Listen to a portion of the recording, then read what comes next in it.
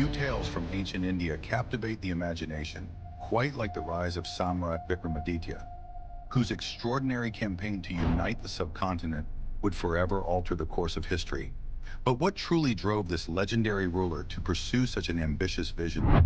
The answer lies in a fascinating web of political intrigue, military genius, and a deeply personal mission that would reshape the ancient world.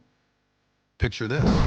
In the twilight years of the 1st century BCE, as Rome grappled with civil wars and China's Han dynasty flourished, a young prince in Iran, Ujjain, received news that would change his life forever. Foreign invaders had begun infiltrating India's northwestern frontiers, threatening the very fabric of Vedic civilization. This wasn't just another border skirmish.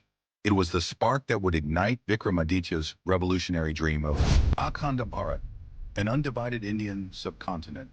But here's what most historical accounts won't tell you. Vikramaditya's initial attempts at unification faced fierce resistance, not from external enemies, but from within. Several powerful Indian kingdoms, comfortable in their isolation, saw his vision as a threat to their autonomy. How did he transform these opponents into allies? The answer reveals his true genius. Instead of relying solely on military might, Vikramaditya employed a revolutionary three-pronged strategy. First, he established an unprecedented diplomatic network, sending envoys bearing not just political proposals, but also cultural exchanges.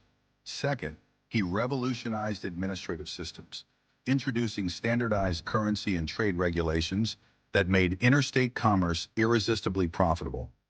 But it was his third approach that proved most crucial and most mysterious.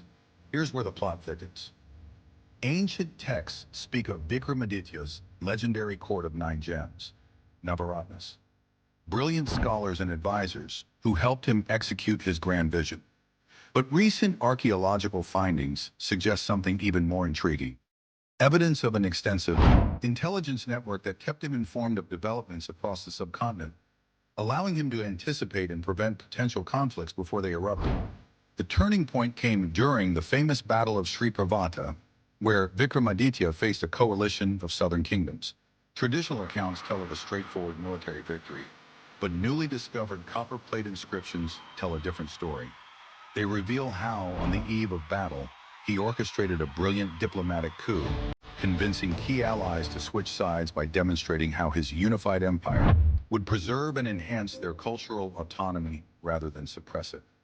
As his influence expanded, Vikramaditya implemented a remarkable system of governance that would become the blueprint for future Indian empires.